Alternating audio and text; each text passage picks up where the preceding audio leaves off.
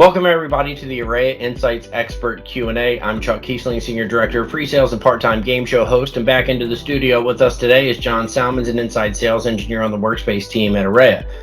Welcome, John. Hey, Chuck. So I hear you are going to drop some knowledge nuggets on us today around Microsoft Teams. Indeed. Here come the nuggets. All right, well, let me just hand that off to you and I will stop talking. All right. Hey, everybody. So, normally on these videos, I go through a couple of the new features in Teams that kind of made its way front and center. I decided that a new way to do it would be to kind of pick a couple different verticals and talk about maybe features that affect those specific industries specifically. So the first thing I want to talk about is education specific. So this is, anyone who has the education SKUs, works in, higher learning or school in general. They've added a new feature now where students will be able to access their assignments from within Teams in their calendar. They'll be able to kind of modify it by due date and due time. That's a welcome change because you used to have to, in order to get that information, you used to have to go to the course tab and then locate it that way. And you can see how having everything kind of put together in a centralized location, especially with a high course load, could kind of make things work a lot more smoothly in that sense. I kind of feel like also with that one, it gives a preparation for those that are going to be entering the workforce soon, because if they're going to be using Outlook and a regular calendar, it kind of marries that up. So yeah, that's definitely a great feature. Yeah, that's a good point, Chuck. I mean, these kids have spent a lot of time in school. They're getting ready to enter their workforce. Why not get them ingrained in the Microsoft ecosystem and using Teams and stuff? It gives them kind of a leap. That's a good point. The second thing I wanted to talk about, kind of on another plane here, is the frontline worker SKUs. They added a new time clock API, and why that's important is you'll be able to go in and you'll be able to make changes based on who can clock in, clock out, how early they can clock in, clock out.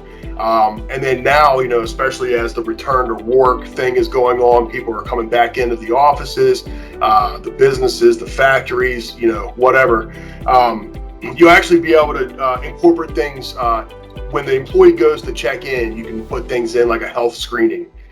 So they have to fill out this health screening before they clock in. And then once they're done, they completed that survey, they can clock in and everything's good there. So I thought for efficiency, that was pretty good as well.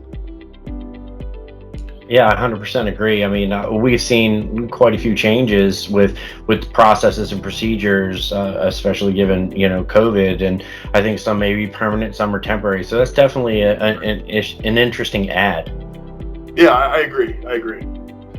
Another great feature that I feel like they've added recently is being able to reassign users in breakout rooms. That is new, to be able to do that on the fly. Previously to that change being incorporated, you had to wait until the meeting was closed and then assign the users to whatever breakout room was going to happen. Requires a lot of foresight, doesn't really offer any flexibility. A lot of times these meetings are very dynamic, right? You don't necessarily know how everything's going to go. So to be able to kind of reassign users to breakout rooms and stuff like that as the meeting is happening, I really feel like it gives the meeting organizer a lot more power and flexibility to kind of run that meeting.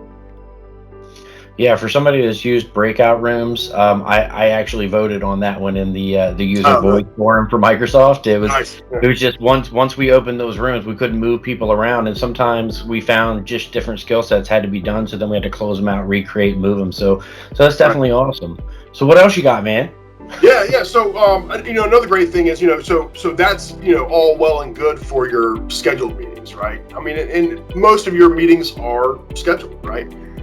But, as everybody comes back into the office, what if you have a quick ad hoc meeting and you just want to gather everybody into a Teams room real quick and chat about something? Then what do? You don't have time to schedule a meeting and invite everybody. They're already sitting there. So they kind of answer that question by kind of allowing ad hoc meetings. So let's say you have a Teams room in your office. You pull a couple people in, they're like, oh yeah, actually I had some thoughts about that last week. I put some stuff down. So what you can do now is actually you can, inside of a Teams room from your mobile device, you can join that Teams room and display that content directly onto the screen in the room by casting, and show anything you have stored locally on your phone, at the drop of a hat. So, I think that's really nice in those instances that you didn't have anything scheduled. You just wanted to grab a couple people into a room and talk about something real quick. That instant collaboration is key. And is that with like any Teams room? Yes. Interesting. Yep. And that'll be on Android and iOS. Awesome. Yeah, it's pretty cool. The next thing I want to talk about is actually really cool. I started using this myself once it was released. I believe Chuck started doing the same. Windows notifications, Teams notifications in the native Windows notification panel. Ah, yes. Yeah. So that one's nice. So instead of having your Teams notify you via the Teams client, how we're kind of used to getting notified by Teams, now you can actually set that so that instead of Teams notifying you, it goes down from Windows natively.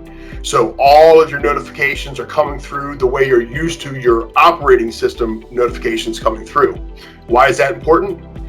Well, it follows your computer, right? It follows your OS and it syncs with Teams. So let's say you're in a meeting, right?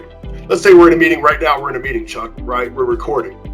To have the settings done natively in Windows, it knows that we're in a meeting right now and we are set in do not disturb mode, right? So something comes across the screen, somebody tries to get a hold of us, it's going to pin all that. It's going to keep it away. And it's just going to do a better job of kind of bringing everything together via the Windows native notification. Yeah, so I know with me, just to kind of comment on that, right? I have my computer regularly set in the focus mode. So what happens is it only pops up like the important notifications. So everybody's been in like that meeting where maybe they're presenting, but for some reason it doesn't take it to do not disturb, or maybe they're using somebody else's client like Zoom or WebEx, and they're sharing their screen. Teams doesn't put it in do not disturb, and then they get notifications that pop up. So for me, it follows that Windows focus mode notification where I don't get those pop-ups on the screen. So yeah, I saw that feature and turned it on the day I saw it. So that's definitely a good one. Yeah, it's great stuff. It's great stuff. The next two things I'll talk about are just kind of little changes, that just kind of make the quality of life using Teams just even a little bit better.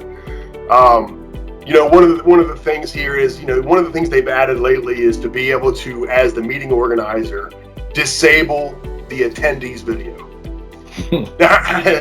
How many of us during this last year of working from home and all have seen all these hilarious videos on social media or whatever of these meetings going on, and something happens, somebody forgets their cameras on or whatever, and then hilarity ensues, right?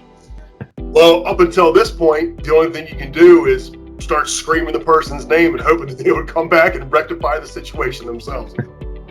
Fortunately, the people at Microsoft devised a solution. So now the meeting organizers are actually able to disable the attendees video. So again, kind of following the theme of giving the meeting organizer a little bit more power over their meetings. So what you're saying is, as funny as those are to some people, we're trying to save the embarrassment for those that actually forget the camera is on. That's right. So kudos to Microsoft for saving the embarrassment of many people to come. Good thinking, Microsoft. Yes, good job, Microsoft. And the final thing that they added that I thought was pretty cool is there's a new invite-only meeting sections option. That where let's say you create a meeting, you invite the people, and maybe you forgot to add somebody, or maybe somebody that's invited says, "Oh, you know what? Scott should be on this meeting." They forward that meeting invite to that person. Well, as the meeting organizer, maybe you didn't want Scott to be on it, and that's why you didn't include Scott, right? So now what they did was they gave you the ability to have it set so that anybody who wasn't on the initial invite to that meeting So if it's forwarded to somebody else and then the person clicks the link and comes into the meeting during the meeting, they'll automatically get routed to the lobby, not in your meeting, to your lobby. And that gives you a chance, and you'll get a notification in the meeting when it's going on and say so-and-so has entered the lobby. And it gives you the ability to let them in, not let them in, discuss, with your current attendees why that person is there, and kind of give some context as to, what they might be doing here. I actually have like another potential example where I can see how that would apply to my day-to-day life. So I join a lot of recurring meetings with other teams, right? So sometimes, the sales team asks me to join, sometimes our delivery team, but maybe what they're bringing me in to join, it's not time for that yet. Maybe I'm like 2 minutes early, right? So they forwarded me their initial meeting invite, right? Maybe the organizer didn't, but someone else did because they want me to talk about something. And so now I'm in the lobby until they're ready for me to start talking. So I could definitely see that being an interesting feature. I'm definitely going to have to play with that one. Yeah, I mean, several of these, I feel like there's kind of a common theme with a lot of these features we've talked about today, and it kind of seems to be giving more power to the meeting organizer, right? Letting the meeting, them structure the meeting a little better, and just giving you more options to run the meeting as you see fit. And kind of adapting to many different scenarios that you find yourself in and doing these virtual meetings. Yeah, I mean, I definitely think today was very much about just improving the overall experience. So, hey, I really appreciate everything that you brought up today. So for all the viewers out there, again, this has been an Arraya Insights Expert Q&A. For any of the other videos that we've done, please check us out at arrayasolutions.com or check out our YouTube channel. They're all available there. Hopefully we see you next time around. Thank you. Thanks so much, everybody. We'll see you next time.